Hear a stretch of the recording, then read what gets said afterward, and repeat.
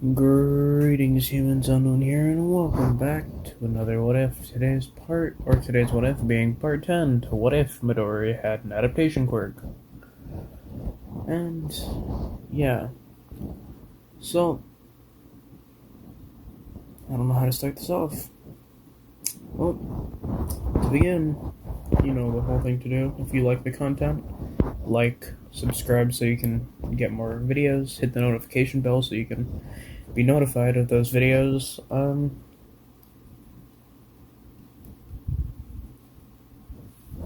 the description, there is a Discord where you can get into contact with me more easily. You can suggest things about potential new what ifs. I've gotten a few good ideas from the Discord already. This adaptation quirk is actually from the Discord, so yeah.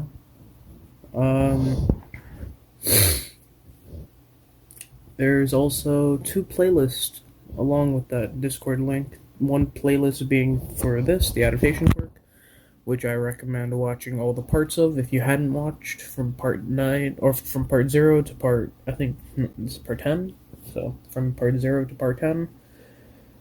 So I recommend watching all those, because I only do a short recap on a pretty decently sizable episode most times, so yeah, just keep watch over that.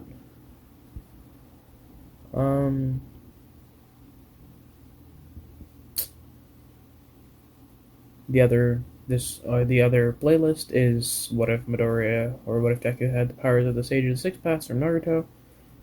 It's the only other What If on my channel, so you know, if you want to, you can watch that one. But yeah, with that being said, let's get into the recap. In the last part, we had gone over how Midoriya had gotten, well, captured by the League of Villains and taken to their hideout, and after many shenanigans, the heroes had managed to save Midoriya, in which the final battle took place between All Might and All For One, and things furthered in the relationship of Kendo and Midoriya. Now with that really brief recap over, let's get into the actual what if. Sometime after the events of the last part happen, Kendo, Aizawa, and Dory are out eating to celebrate the what's it called? The fact that Midori is no longer captured, and through some time and talking, Aizawa asks Midoriya a simple question that he thinks is pretty innocent, but Kendo and Midoriya think otherwise.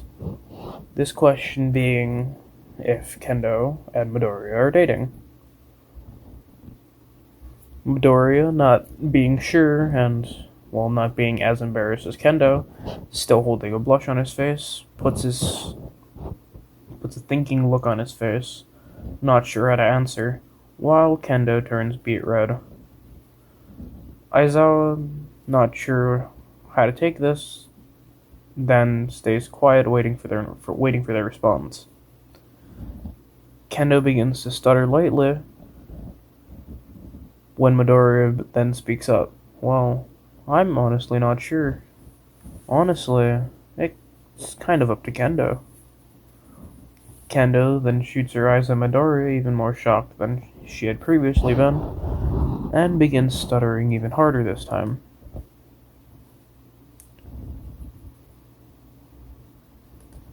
Suddenly, both eyes dart onto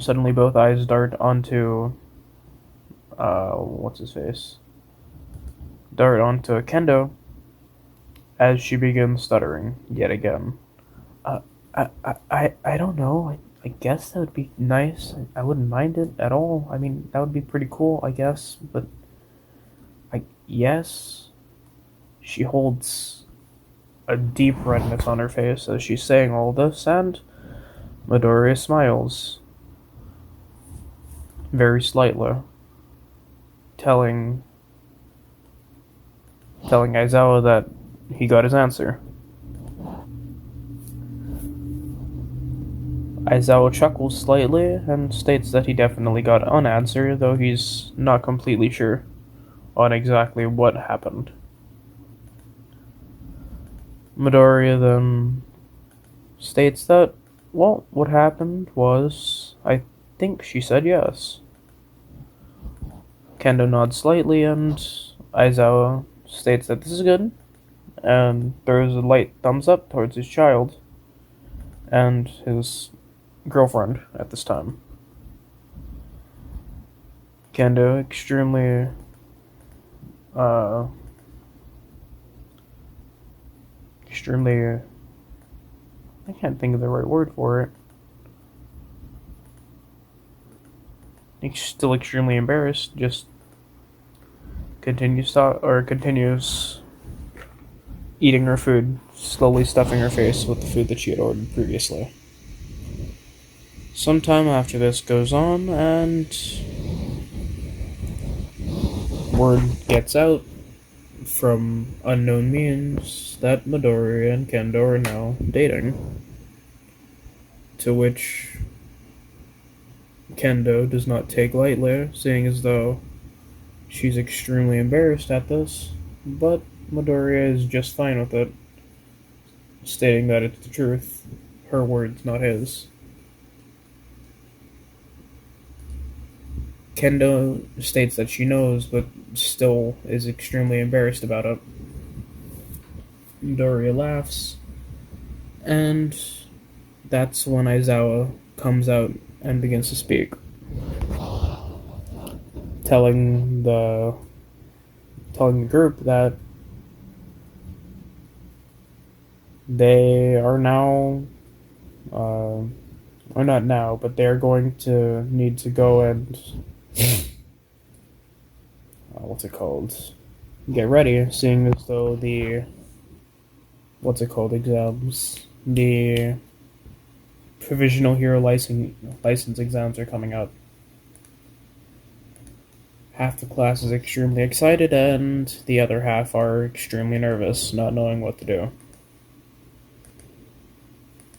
But Midori and Kendo are a part of the people who are extremely excited, noting that they will finally be able to become genuine heroes and do their own thing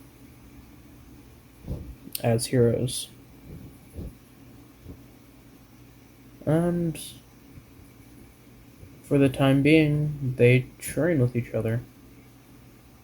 Kendo building up resistances by fighting against Midoriya, and Midoriya doing the same by fighting against Kendo. Occasionally, Aizawa comes in and helps the two train, but other than that, nothing really. Aizawa also helps Midoriya train with using his quirk, and so does All Might, with All Might dropping by every once in a while to teach Midoriya some of the basics. Some time passes and the hero licensing exams rolls around. The licensing exam, the group of students who are taking it streamline out of the bus, waiting outside of this extremely large place, and to their surprise, Aizawa is met immediately by another pro hero, one who teaches at an opposing academy. This person being Miss Joke. Miss Joke immediately starts making and failing at making advances towards Aizawa, and Midoriya sees this, chuckling.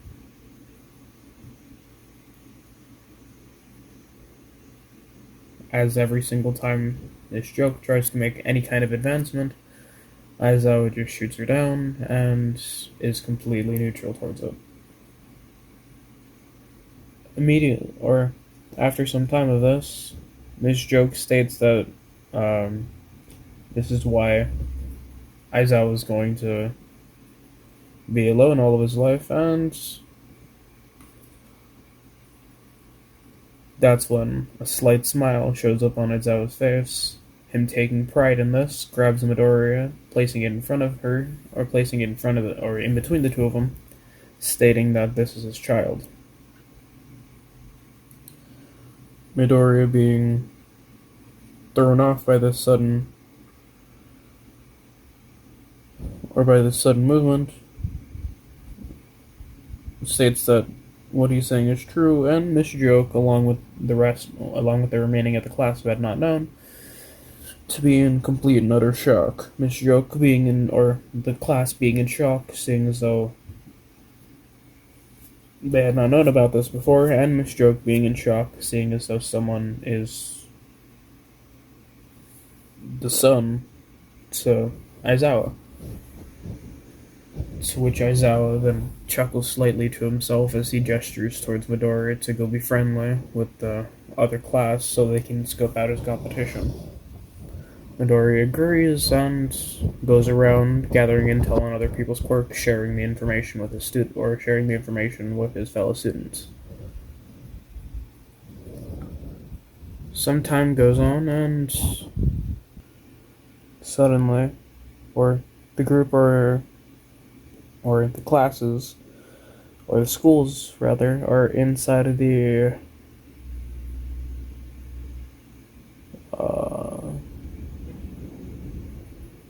inside of a rectangular box, in which this box there's a man, a very tired and dull-looking middle-aged man, begins speaking up, explaining the rules for the exam, and tells them that only about 100 of these people are going to be able to pass the test and move on to the next one. As he says this, the building unfolds, and this man complains that the work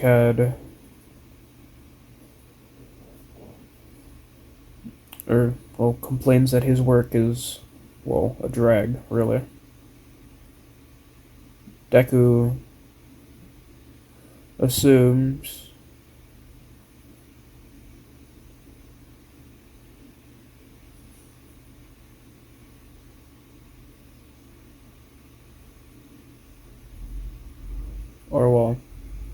as things begin, Midori is made aware that all these people in other schools have access and knowledge to Midori's and the rest of his class's abilities, seeing as though the sports festival exists, immediately warning everyone before the exam starts. But it's a little too late, and they have to improvise on the fly. Everyone begins throwing the little tagger balls out at Midoriya and the rest of his class, but Midoriya does what he did in canon, but slightly differently. Midoriya jumps up into the air and begins spinning around in a large vortex pattern, or into a large vortex-like pattern, spinning and getting all the balls rounded up into one area before immediately dropping down and throwing a large punch upwards, scattering all the balls into the air, telling all the rest of his teammates to go and run to scatter around and trying to get hit by the balls, helping all of them, helping the rest of his teammates escape the area. As this happens, Midoriya gets someone out and is made aware of this, wishing all the rest of his teammates luck as he moves on as he gets into the next area. Eventually, all the rest of the people who would have passed in canon passed, and Midoriya is made aware of some of the other students' powers, or some of the other students' true power, like, what's that one guy's name? Just like, the guy with the wind power, the wind abilities.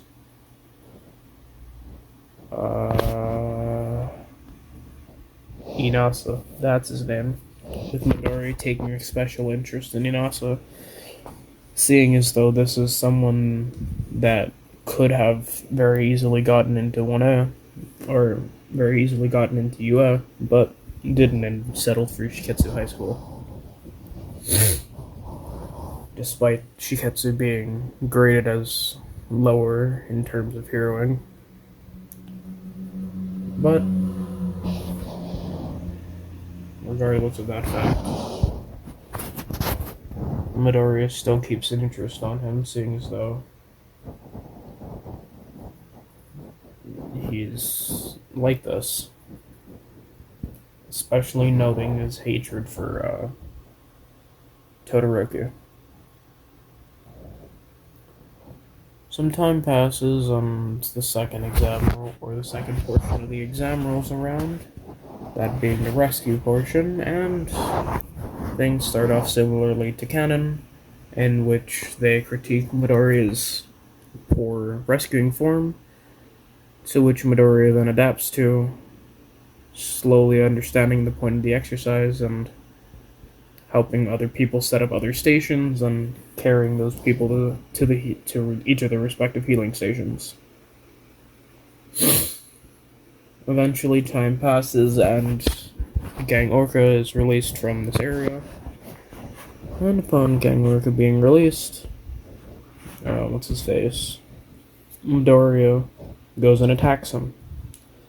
Seeing as though he's relatively strong, Midoriya decides that it would be in his best interest to attack Gang Orca and help and allow the other people who are less combat suited to try and save the other people.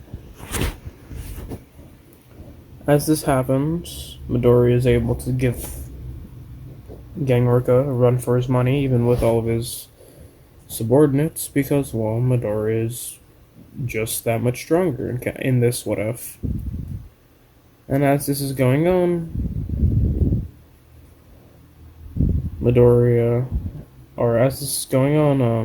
Todoroki is arguing with Inasa.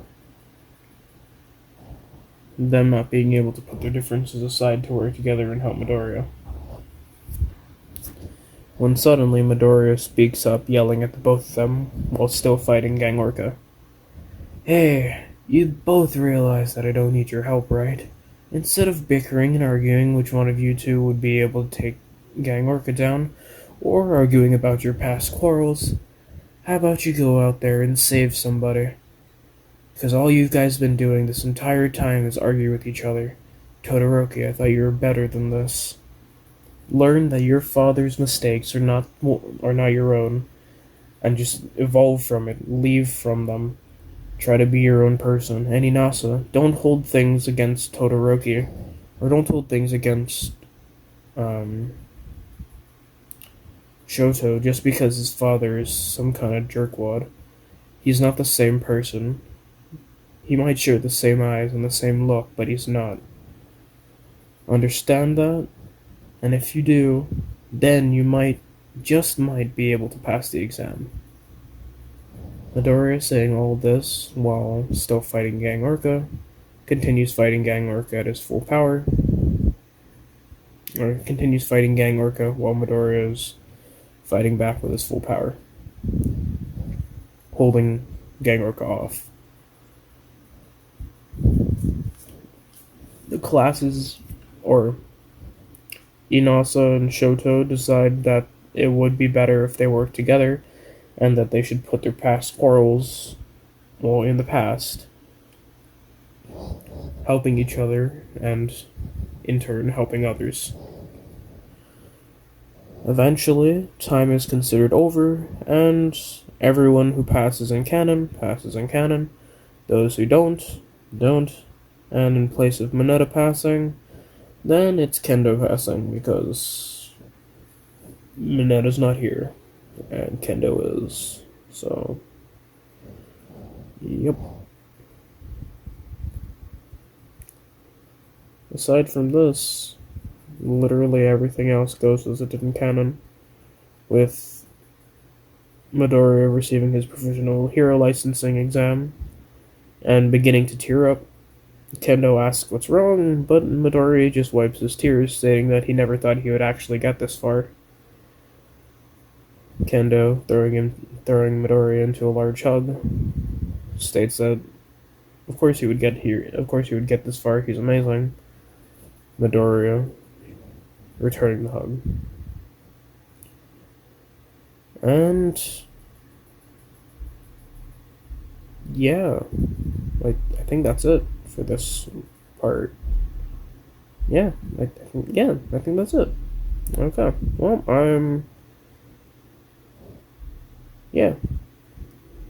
Make sure you guys do all that was stated in the beginning, because if you got this far, then you somehow were able to put up with my voice and all of my constant lacking of information, seeing as though this is recorded on finals week. But nah, it's fine. And yeah, I'll try to get more quality stuff out. But with that being said, see ya.